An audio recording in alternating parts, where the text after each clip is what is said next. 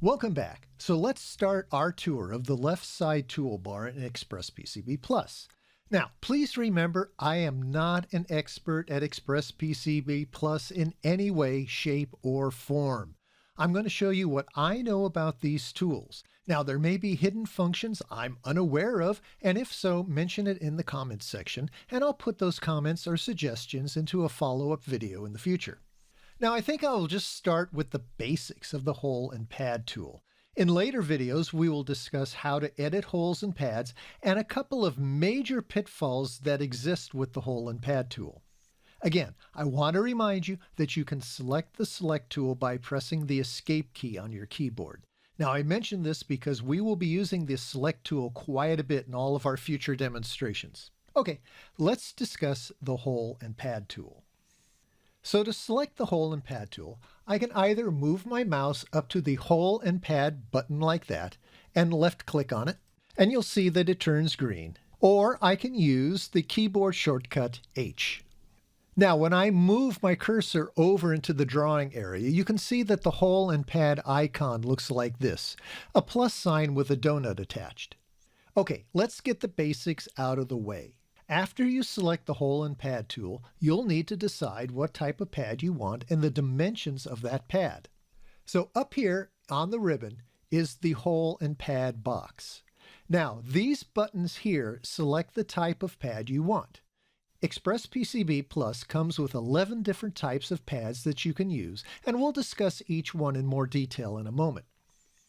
Now, if I hover over a pad selection button like this, I get some info on the pad that says hole with circular pad for wires and components and for connecting to other board layers. So obviously this type of pad will connect to other layers in your design and you can solder components to it.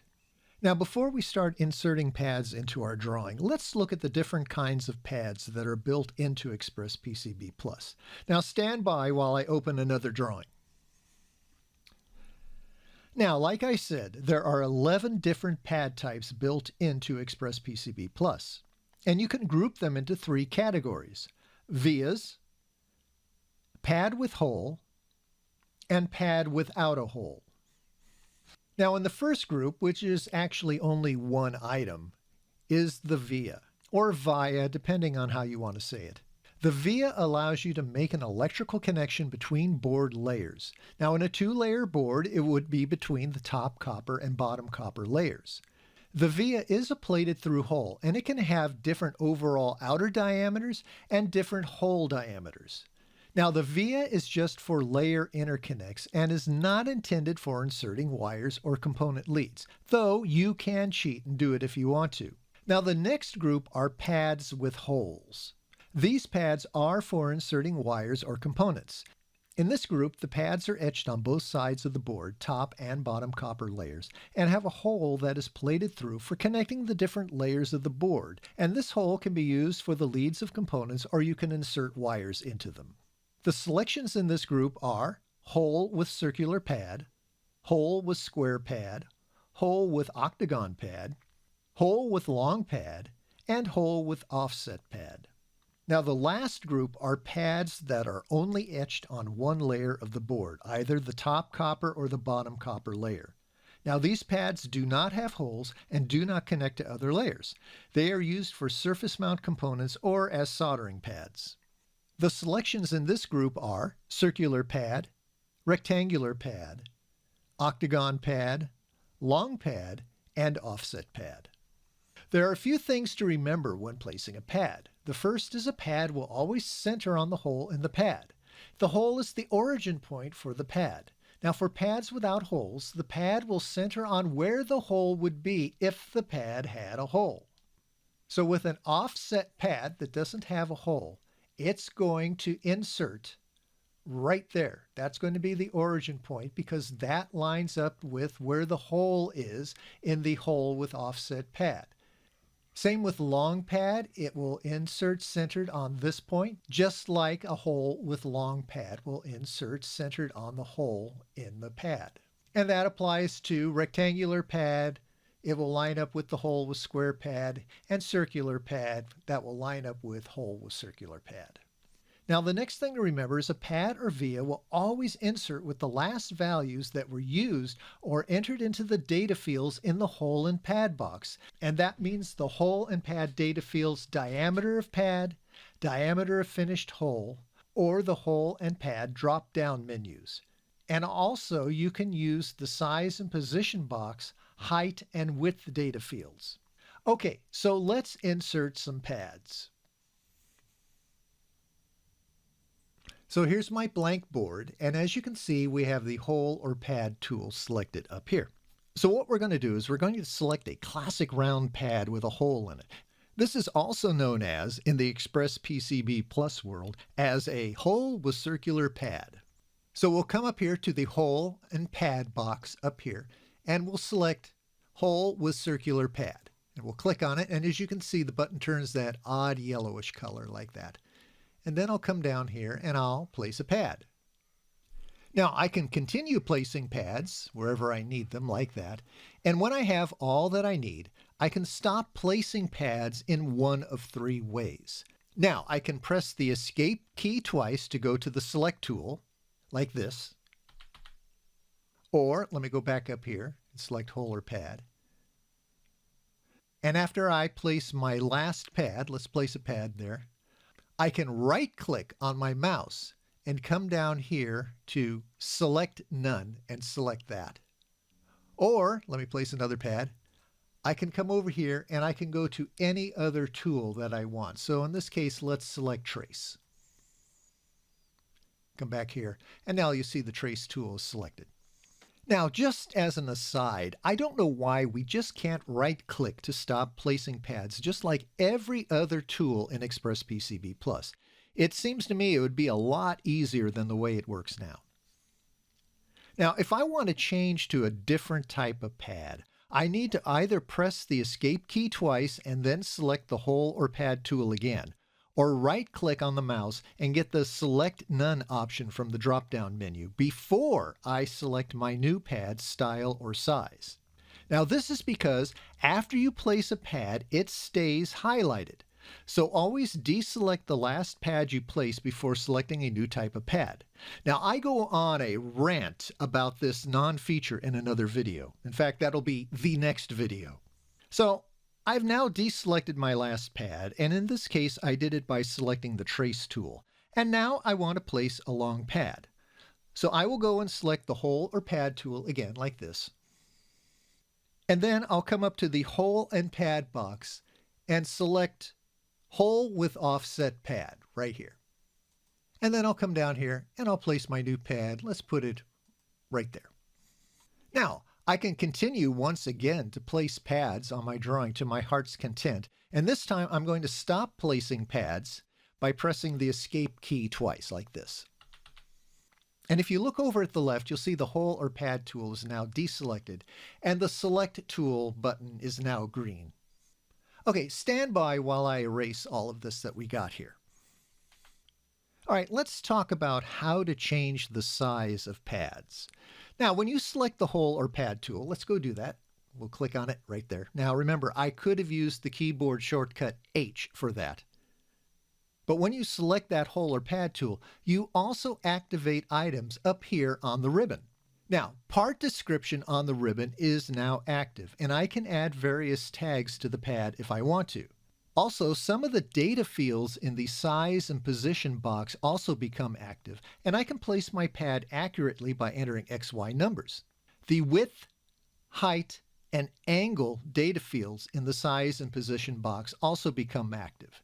Now note that these fields only become active after you place a pad or via. The data fields in the hole and pad box also become active as well, and this is where you will primarily edit your holes and pads. Now, what parameters you can change for a pad varies with the type of pad you have selected, and I'll explain the differences later and what each box does. It's different for round, square, octagon, and long pad shapes. So let's insert a hole with round pad. I'm going to come up here and I'm going to select that button again. Bring the tool down here. Now, I am not sure what the default values are for pads, but as you can see up here in the hole and pad box, there are numbers in these two data fields. Now the first data field is telling you the diameter of the pad or via. The second data field is telling you the diameter of the finished hole after it is plated through. And as with everything else, there are a couple of ways to set these values. Now the first is, before you place your pad, you use the drop-down menu next to the hole with circular pad button, like this, and select one of the many pad values that are built into Express PCB Plus. And as you can see, these options will set both the outer diameter of the pad and the diameter of the finished hole simultaneously. So say I need a pad that is 0.100 inches in diameter with a 0.046 inch hole. So what I do is I will just scroll down the list here until I come to that pad value, like that. And then I'll left click on it, and then I can place my pad. Now note that when I clicked on these values, the two data fields at the top of the hole and pad box changed to reflect the new values. Now I can use this method for vias, hole with circular pad, hole with square pad, rectangular pad, hole with octagon pad, long pad, and offset pad. Pretty cool, right? All right, let me deselect this pad by right-clicking and selecting Select None, just like this. Okay, now let's go up and select hole with long pad, like this. And when I do, you'll see we have an additional data field at the top of the hole and pad box. Let me place that hole with long pad. I'll put it right here. The data fields at the top of the hole and pad box nomenclature has now changed to width and height of pad, and diameter of finished hole after plating. So if I wish to change the size of this pad or the hole with offset pad, I can use the drop-down menus near the pad select button like this, and then select, say, 0.150 inch outer diameter with a 0.079 inch hole diameter. And let's go down and find that. It's right there. I'll click on it, and the pad will change to those values. Okay, let me put the pad back to the values we started with. When I used the button's drop-down menu, both the height and width changed at the same time. But if I use the data fields in the hole and pad box, I can change the height and width independently. So if I need to make the pad wider, I can come up to the width and height data field, and then I can either click in it like this, do a Control A and type in my new values, or I can come over here and use the drop-down menu and then select my new width. Now I say width because this box only affects the width of the pad, even though it is labeled height and width. So if I select 0.150 inch like this, my pad changes its width to 0.15 inch. And yeah, I can hear you saying that pad is a wee bit wider than 0.15 inch. And you're right. It is actually 0.25 inches from the left side to the right side. And this size discrepancy holds true for all long pads as near as I can tell. But I do think I know why the pad width is not what you think it is, and I'll talk about that in another video. Now the pad height appears to be correct though. If I look up here to the pad height box, it says 0.1 inches. And if I look at the grid on my screen, I can tell that this pad is indeed 0.10 inches high.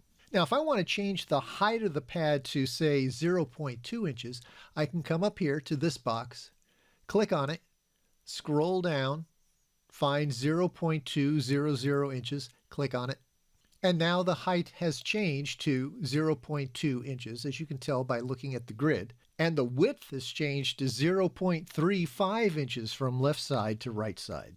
Now I can also change the outer diameter of a pad by using the height and width data fields in the size and position box. So to do this, I'm going to select the hole with pad on my drawing. I'll come up here to select, come back here, select that pad like that. And now if I look up here in the size and position box, I see that I have two data fields labeled width and height. So what I'm going to do is I'm going to come up to the width data field and I'm going to click in there. I'm going to do a Control A. And I'm going to type in 0.15 and hit enter.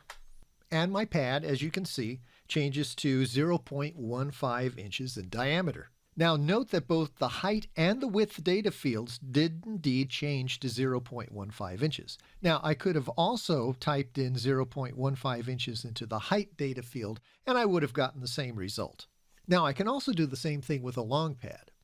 If I select it, once again, I can come up here and I can type into the width and height data fields my own data and set the width and height independently if I want to. Now this will work with long pad and offset pad as well, but remember, you cannot set the finished hole diameter from the size and position box. Okay, I think this covers the basics of inserting pads and vias and how to change their size. Now, if I didn't cover something, let me know. So we'll see you in the next video where I'm going to discuss a couple of gotchas in the program. And I think you need to know about these to keep your level of frustration with the program down to a manageable level. Okay, we'll see you soon.